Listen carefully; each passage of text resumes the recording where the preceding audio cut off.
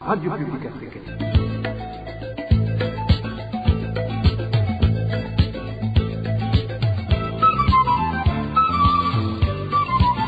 Radio Publique Africaine. Bonjour à vous tous qui suivez la Radio Publique Africaine. Bienvenue à ce journal de fin du mois d'août. Tout d'abord, les principaux titres. La recrudescence des disparitions forcées inquiète sérieusement le mouvement des filles et des femmes pour la paix et la sécurité au Burundi, SS Torture et l'Organisation mondiale pour la torture. Ces organisations dénoncent une répression aveugle ciblant les opposants politiques.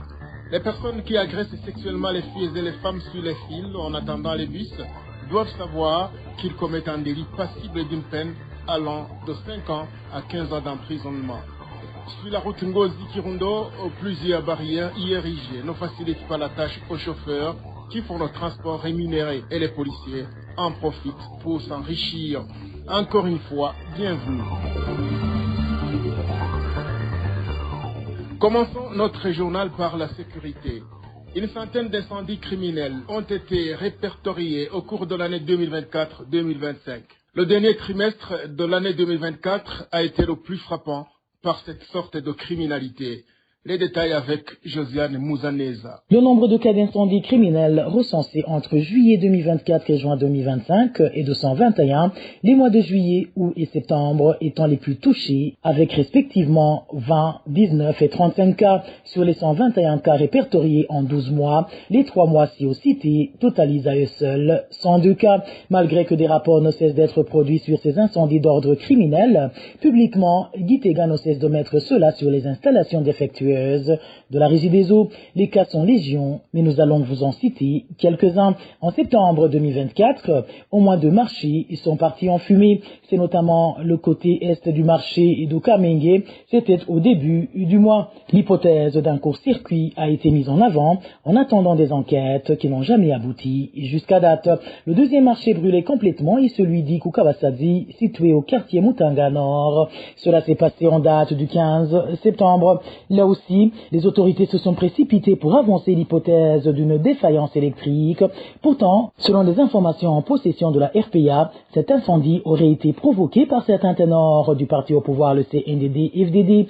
En effet, un bras de fer entre ces autorités et les responsables du dit marché était engagé depuis un certain temps, après que ces responsables aient refusé à ces autorités en question d'avoir une mainmise sur ce marché dont elles voulaient s'accaparer. Le bilan provisoire des pertes était estimé à plus de 10 milliards de nos francs. Un an après, rien n'a toujours été fait pour indemniser les victimes. Le 27 septembre, un resto-bar dénommé Win Club, situé toujours en mairie de Bujumbura, a pris feu, faisant un mort et plusieurs dégâts matériels. À l'intérieur du pays, ces incendies ont également été signalés, notamment en province Rumonge, où une voiture neuve et 8 maisons ont complètement brûlé. Le bilan des pertes a été estimé à plus de 70 millions de francs burundais, et contrairement à Bujumbura, où les pompiers ont pu intervenir, même s'ils n'ont pas sauvé grand-chose, à Rumonge, les victimes n'ont pas eu la chance d'être secourues, faute de carburant, du moins selon la version des responsables de la police anti-incendie. Néanmoins, la vie d'une femme brûlée à l'intérieur de sa maison a pu être sauvée par la population qui a bravé le feu pour lui porter secours et l'évacuer à l'hôpital. En 2025, ces incendies n'ont pas cessé, même si la fréquence a un peu diminué. À titre illustratif, nous citerons le cas des bureaux de l'Econet qui ont pris feu le 19 février, ainsi que le magasin Dico situé à Gatoke, près de l'ancien marché central de Bujumbura. Dans ce magasin, le feu était très dévastateur et les dégâts matériels ont été estimés à plus de 400 millions de francs burundais. Merci à Josiane Mouzaneza, droit de l'homme à présent, SOS Torture Burundi, le mouvement des femmes et des filles pour la paix et la sécurité au Burundi et l'Organisation mondiale contre la torture se disent inquiets de la recrudescence des disparitions forcées. À l'occasion de la Journée internationale des victimes des disparitions forcées, célébrée le 30 août de chaque année, ces organisations ont sorti une déclaration. Elles dénoncent une répression ciblant les opposants politiques et demandent aux autorités de mettre fin à ces pratiques, de libérer les personnes détenues arbitrairement et d'ouvrir des enquêtes indépendantes. Le contenu de cette déclaration avec Walter Kwizera.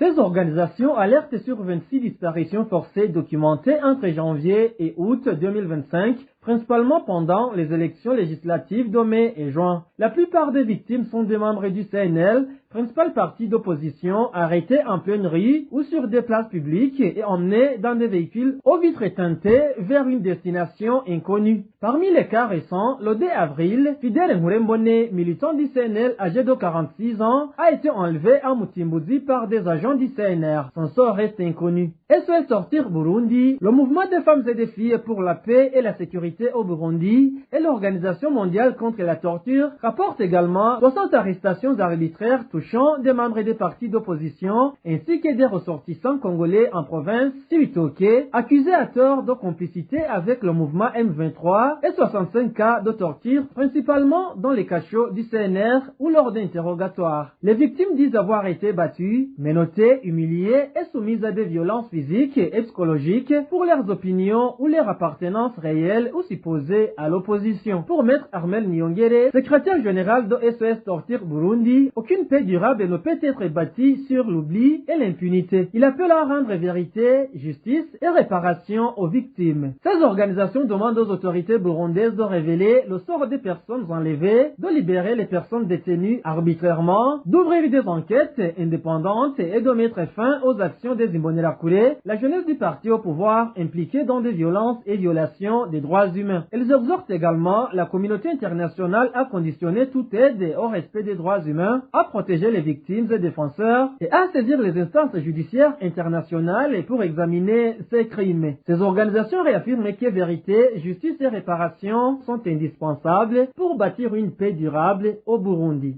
Les agressions sexuelles sont réprimées par la loi burundaise et passibles d'une peine d'emprisonnement allant de 5 ans à 15 ans, selon la gravité des faits et l'identité de l'auteur. C'est ce qu'indique l'avocat Nyonguru Félix après la multiplication des cas d'agression sexuelle perpétrés par certains hommes et jeunes garçons à l'encontre des femmes et des jeunes filles qui font la file pour prendre le bus au centre-ville de Bujumbura. L'avocat Félix Nyonguru lance un appel au procureur général de la République de sortir de son silence et de sanctionner les auteurs de ces violences. Effectivement, cette forme d'agression sexuelle est prévue et punie par le code pénal burundais, car c'est l'une des infractions contre les bonnes mœurs, qui est l'attentat à la pudeur. L'article 572 du code pénal burundais stipule bien que constitue un acte d'attentat à la pudeur tout acte de caractère sexuel contraire aux mœurs burundaises exercé intentionnellement et directement sur une personne. Notons ici que l'attentat existe dès qu'il y a commencement, bien sûr, de l'exécution. L'article 574 du même code précise bien que l'attentat à la pudeur commis avec violence, ruse ou menace sur des personnes ou de l'un ou l'autre sexe est puni du servitude pénale d'1 an à 5 ans et d'une amende de 50 000 à 100 000 francs burundais. Tandis que l'article 575 du même code précise que tout attentat à la pudeur commis sans violence,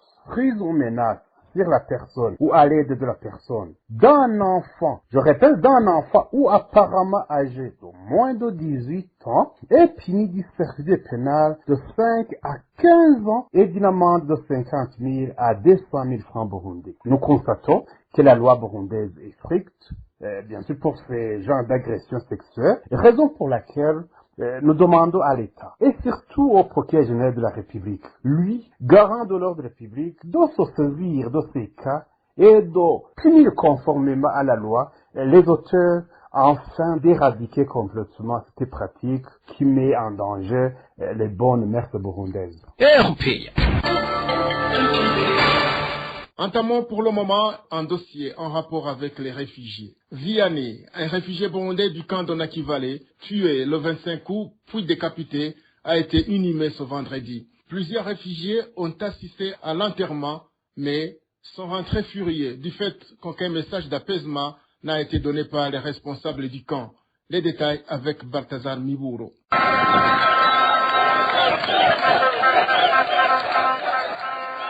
Il s'agit des réfugiés burundais du camp de Nakivale en Ouganda. C'était dans la soirée de vendredi dernier, alors qu'ils exprimaient leur douleur lors du funérailles des réfugiés burundais, connus sous le nom de Vianney, qui avait été assassiné le 23 août 2025. Certains réfugiés burundais vivant dans ce camp disent avoir été profondément attristés par l'absence de toute prise de parole ou de message de réconfort de la part des responsables qui encadrent le camp.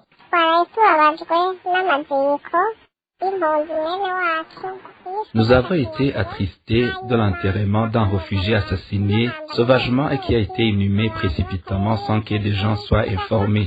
Aucune autorité n'est même pas venue pour au moins prononcer un discours de circonstance afin de nous tranquilliser. C'est vraiment déplorable parce qu'il n'y avait pas ni une représentation d'IHCR, ni celle du ministère en charge des questions des réfugiés, moins encore le président du camp et celui du village pour tranquilliser les réfugiés.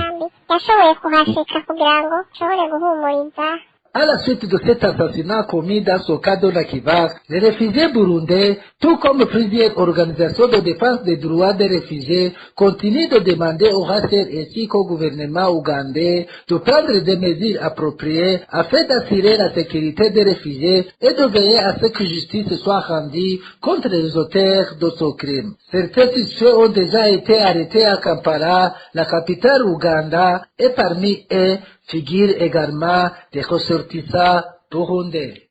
Bonne gouvernance à présent, plusieurs barrières érigées le long de l'axe routier Ngozi-Kirundo ne facilitent pas la tâche aux chauffeurs de véhicules de transport en commun dans la province de Butanyerera. Ces transporteurs affirment également que les policiers leur exigent de donner de l'argent sans leur délivrer des quittances. Rémi Delagakura nous en dit plus. Ces conducteurs de véhicules de transport de passagers empruntant la route reliant Ngozi à Kirundo se plaignent de la multiplication des barrières policières, notamment au sein des communes qui composent la province de Butanyerera. Selon eux, ces barrières ralentissent considérablement la circulation et rendent les trajets éprouvants. Ces points de contrôle sont installés dans plusieurs zones stratégiques de la région. Titre d'exemple, une barrière est située près du croisement de la zone Kiremba à 1 km, une autre à Gikomero et une troisième près du bureau administratif de la zone Vumbi. En direction d'Onega, d'autres barrières sont installées tous les 200 mètres environ jusqu'à l'entrée de la ville de Kirundo. Les conducteurs et les passagers dénoncent non seulement la perte de temps occasionnée, mais également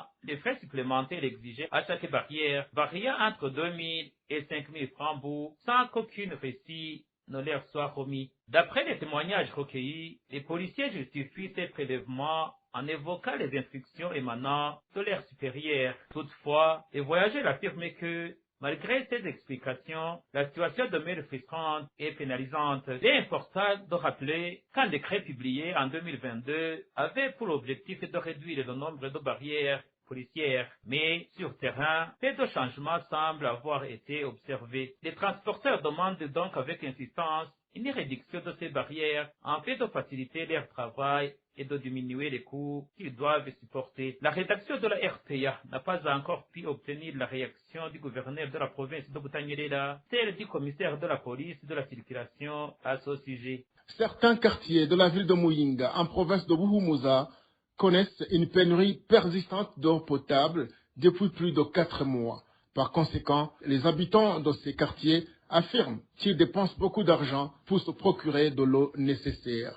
Emmanuel Nyungeko nous fait le point. Certains habitants de la ville de Muyinga affirment qu'il leur est très difficile d'accéder à l'eau potable. Cela fait plus de 4 mois qu'ils ne voient pas de l'eau qui coule dans les robinets. Lorsqu'elle coule, c'est à peine une fois par semaine, voire toutes les 2 semaines, selon le témoignage d'un citoyen de Muyinga.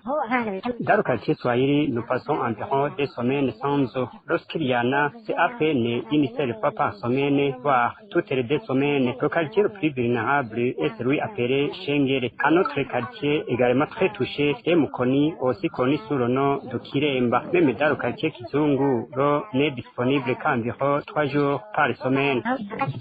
Ces habitants expliquent que se procurer de l'eau potable leur coûte cher. Ceux qui ont peu de moyens affirment qu'ils risquent d'attraper des maladies liées au manque d'hygiène, car ils se contentent de l'eau qu'ils peuvent trouver, quelle que soit sa qualité. Un seul bidon coûte 2000 francs. C'est dangereux de manquer d'eau d'eau, alors qu'il s'agit d'un besoin fondamental. Nous payons chaque jour et c'est honte. Les maladies liées au manque d'hygiène peuvent nous frapper à tout moment à cause de cette pénurie d'eau potable. Tout a commencé cette année en 2025. C'est vraiment déplorable. Ces citoyens demandent aux autorités concernées de trouver une solution rapide à ce problème. La rédaction de la RPA n'a pas encore pu joindre les responsables de la régie des eaux dans la ville de Muyinga pour recueillir leurs réactions. Un manque d'eau potable est également signalé dans la ville d'Ongozi. Là aussi, les habitants affirment que cela fait 3 semaines qu'ils font face à une pénurie d'eau. Ils précisent qu'ils doivent parcourir de longues distances pour s'approvisionner dans des ruisseaux éloignés, ce qui leur exige aussi beaucoup d'argent. C'est sur ce reportage en rapport avec le manque d'eau à Muyinga que nous mettons un point final à ce journal. Merci de l'avoir suivi. Bon dimanche.